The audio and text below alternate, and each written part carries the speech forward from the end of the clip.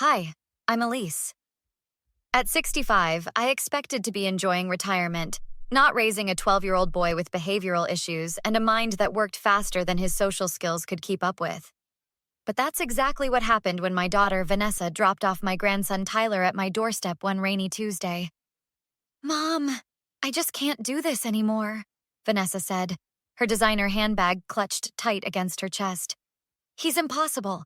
The school keeps calling. His therapist says he needs constant structure, and I've got this amazing opportunity in California. You're his mother, Vanessa, I replied, watching Tyler sitting silently in the car, headphones clamped over his ears. You can't just...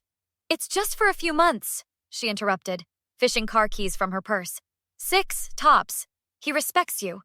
You've always been good with difficult cases. He's not a case. He's your son, I said, my voice tight.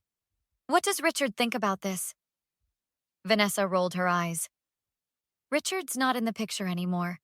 Look, I've packed everything important. His medication schedule is in the front pocket of his backpack. Tyler trudged up the walkway, dragging a suitcase and avoiding eye contact. Hey, buddy, I said softly. Hi, Grandma, he mumbled, eyes fixed on the ground. Vanessa was already backing toward her car. I'll call every week. Love you both. Vanessa, I called after her, but she was already sliding behind the wheel. She's not coming back, Tyler said flatly. Not in 6 months, anyway. He was right. 6 months became a year. A year became 3. Occasional calls became sporadic texts. Birthday visits became gift cards mailed without return addresses. Meanwhile, Tyler and I found our rhythm. His behavioral issues turned out to be mostly boredom and a brilliant mind that schools weren't equipped to handle. Grandma, look at this, he said one evening, 4 years after he'd arrived, showing me lines of code on his laptop. It's an algorithm that predicts market fluctuations based on social media sentiment. That looks impressive, honey, I said, pretending to understand. Did you learn this in your computer class? Tyler laughed, a rare, wonderful sound.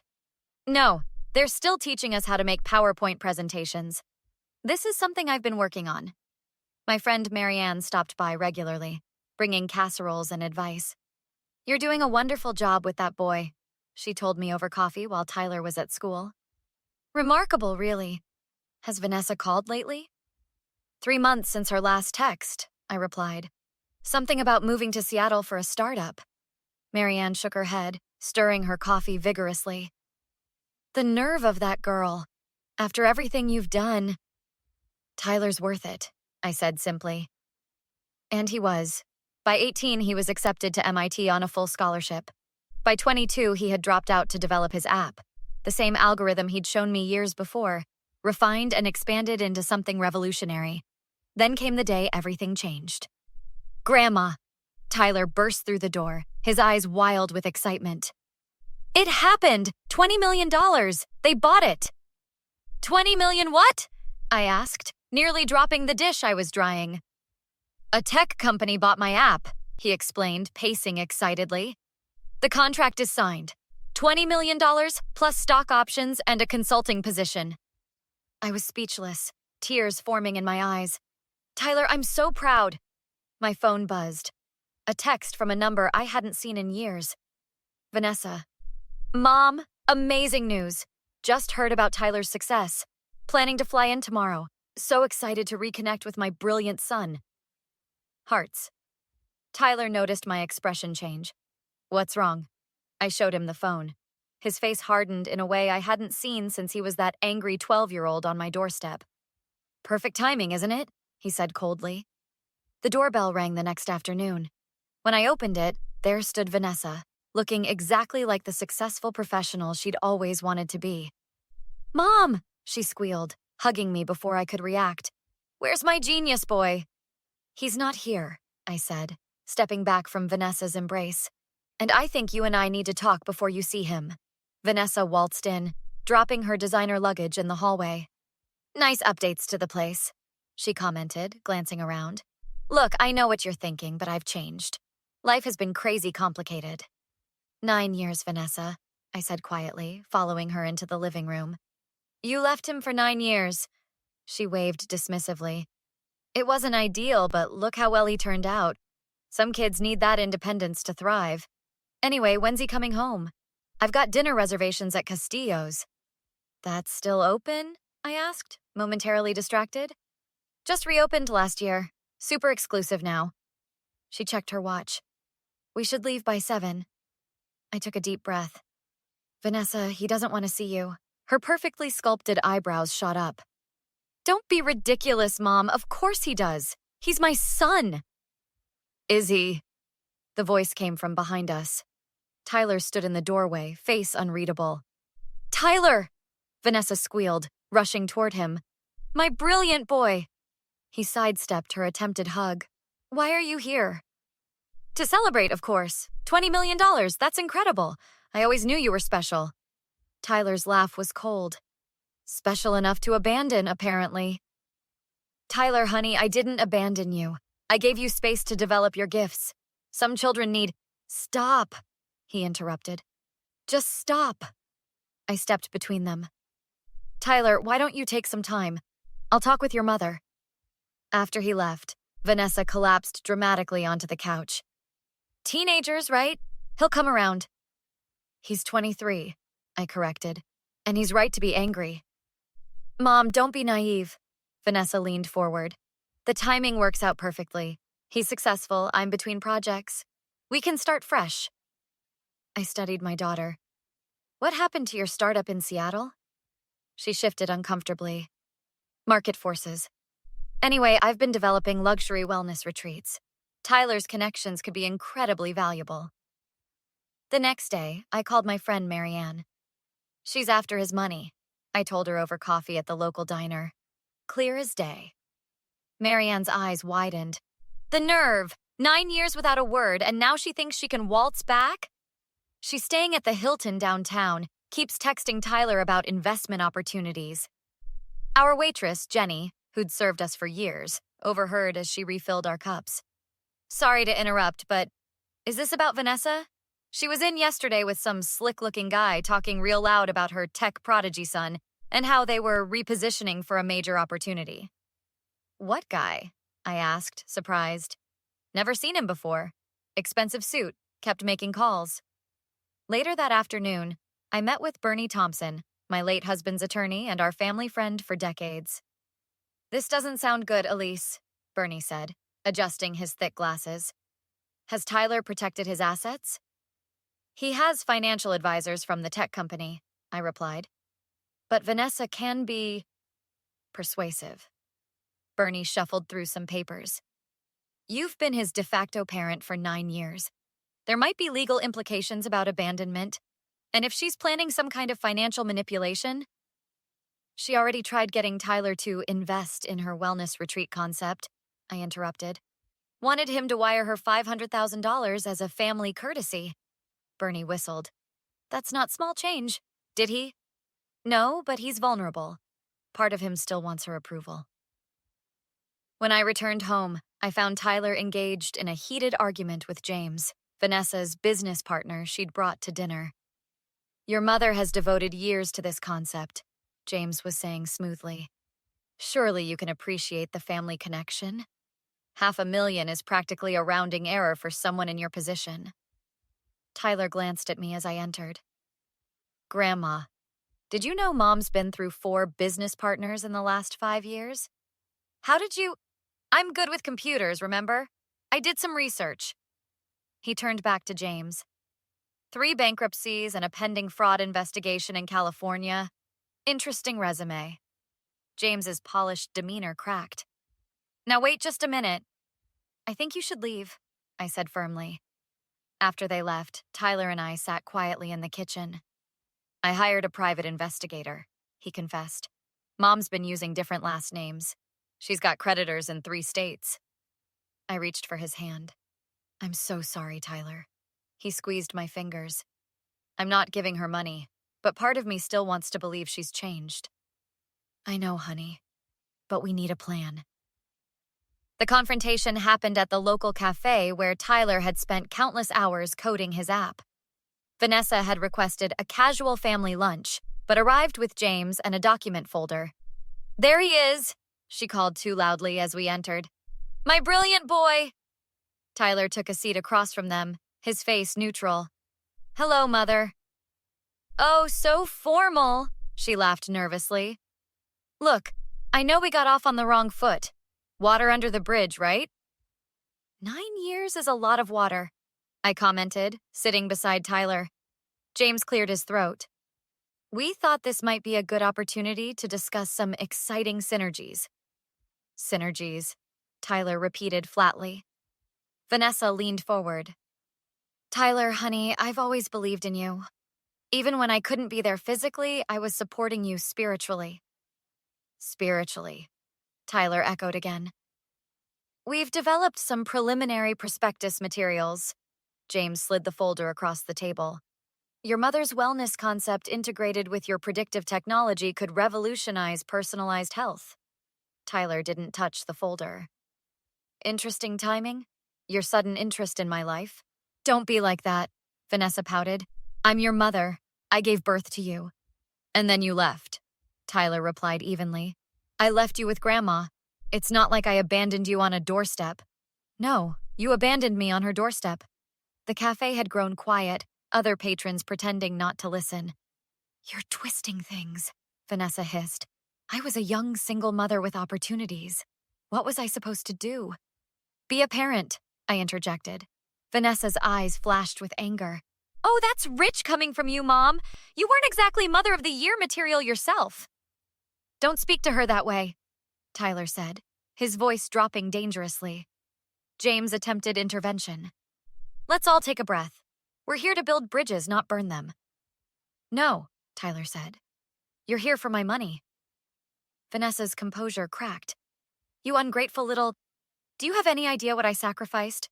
I could have aborted you. The cafe went completely silent. Is that your pitch? Tyler asked quietly. Invest in you because you didn't abort me? Compelling business proposal? That's not what I meant, Vanessa backpedaled. We're family. Family supports each other. Family doesn't disappear for 9 years and reappear when there's money. I made a mistake, okay? I'm sorry. Vanessa's voice cracked with what might have been genuine emotion. I'm trying to make it right. For a moment, Tyler's expression softened, and I held my breath. You know what the saddest part is, he finally said. I would have given you money if you'd just been honest. If you'd admitted you messed up and genuinely wanted to reconnect. That's what I'm doing, Vanessa insisted. No, you're presenting business proposals and bringing your scammer friend to family meetings. James stood abruptly. I don't have to listen to these accusations. Sit down, Tyler commanded with surprising authority. I've reported your outstanding warrants to the local police. They should be arriving shortly. Vanessa's face drained of color. You what? James Thompson has 3 outstanding warrants in Nevada for investment fraud. Or is it Jimmy Townsend this month? Tyler turned to his mother. Your choice of partners hasn't improved. James grabbed his jacket. This is slander. You'll be hearing from my attorney. Interesting, since your last attorney is testifying against you, Tyler replied calmly. James bolted for the door just as a police cruiser pulled up outside. You little snake, Vanessa seethed, gathering her things. I should have known you'd be just like your father, calculating cold. Don't you dare leave this table, I said with quiet fury. Watch me, she spat, standing up. Tyler remained seated. The police aren't just here for James. Vanessa froze.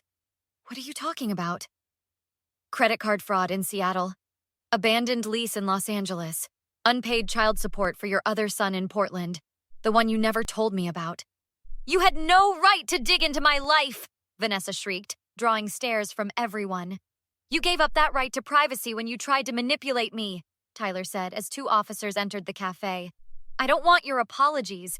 I don't want a relationship. I just want you to face consequences once in your life. You'll regret this, Vanessa hissed, backing away. I'll tell everyone what a controlling witch your grandmother is, how she poisoned you against me. Go ahead, Tyler replied. No one will believe you. As the officers approached, Vanessa lunged across the table, grabbing Tyler's shirt. You think you're so much better than me? You're nothing without my genes, my DNA. Ma'am, one officer said firmly, I need you to step back. This is my son, she yelled. Tell them, Tyler. Tell them this is all a misunderstanding. Tyler looked at her with pity. Goodbye, Mother. The legal proceedings moved swiftly. Vanessa faced charges in 3 states, while James was extradited to Nevada. I sat with Tyler in the courthouse hallway after her arraignment. Are you okay? I asked, watching his expressionless face. Better than I expected, he replied. It's strange. I thought I'd feel vindicated, but mostly I feel free.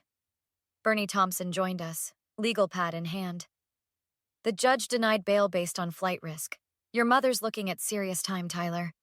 She's not my mother, Tyler said quietly. Not in any way that matters. Detective Rivera, who'd been handling the case, approached us. Miss Harrison, Mr. Carter, I wanted to update you personally. We found evidence of Miss Carter attempting to access your accounts. She apparently hired someone to get your passwords. That explains the phishing emails. Tyler nodded. There's more, Rivera continued. We located her other son, Jacob. He's 17, living with his grandmother in Portland. Tyler's composure slipped momentarily. Does he know about me? No, his grandmother had no idea you existed either. Later that evening, Marianne and Jenny from the diner came over with food and moral support.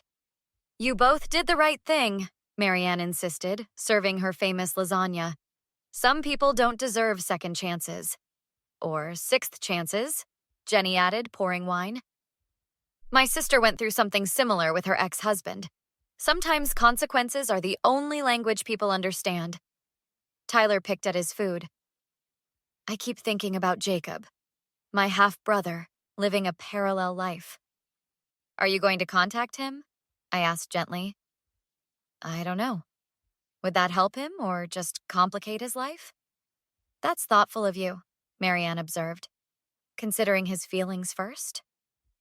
I learned that from Grandma, Tyler said, giving me a small smile. 2 months later, we sat in a different courtroom as Vanessa's sentencing concluded. 5 years for fraud, with additional charges pending in other jurisdictions. She looked small in her prison uniform, nothing like the glamorous woman who had reappeared in our lives. Tyler! She called desperately as officers led her away. Please, can we talk? I've changed, I swear. Prison has given me perspective. Tyler stood but didn't approach the barrier. No more manipulation, Mom. No more chances. I'm still your mother, she cried. You can't just erase that. You erased it, he replied calmly. 9 years ago. Outside the courthouse, reporters had gathered, having caught wind of the tech wunderkind whose mother had tried to defraud him. No comments, Bernie told them firmly, guiding us toward the car. One persistent reporter stepped into our path. Mr. Carter, do you feel your success contributed to making you a target? Even by your own mother? Tyler paused. Success doesn't make you a target. Vulnerability does. My grandmother taught me to recognize the difference. At home, we sat on the porch swing where we'd spent countless evenings over the years. I've been thinking, Tyler said. About Jacob. What about him? I asked. I'm establishing a trust fund for his education. Anonymous for now. When he's 18, he can decide if he wants to know who it's from. I squeezed his hand. That's very generous. It's what you would do, he replied simply. What about you? $20 million is a lot of responsibility. Tyler laughed. A genuine sound now. I've set up a foundation for kids in foster care and those separated from parents, and I bought you something. He handed me an envelope containing deed papers to a small beach house on the coast, where we'd vacationed during his childhood. Tyler, this is too much, I protested. It's not even close to enough, he countered. You saved my life, Grandma. Not just by taking me in, but by showing me what real love looks like. As the sun set, we talked about his new projects and possibilities. No mention of Vanessa or reconciliation. Some wounds don't need revisiting to heal. Do you think people ever really change? I asked finally. Tyler considered this. I think they can. But they have to want to change for the right reasons, not because there's something to gain. And forgiveness? That's for our benefit, not theirs, he said wisely. I don't hate her anymore. I just don't need her in my life. We sat quietly as darkness fell, the porch swing creaking gently. 9 years of challenges, growth, and unexpected joy, leading to this moment of peace. What about you, readers? Tyler might have asked. Have you ever had to cut someone toxic from your life? Was it a parent, friend, or partner? Share your stories in the comments below, and don't forget to like and subscribe for more real-life dramas and their resolutions.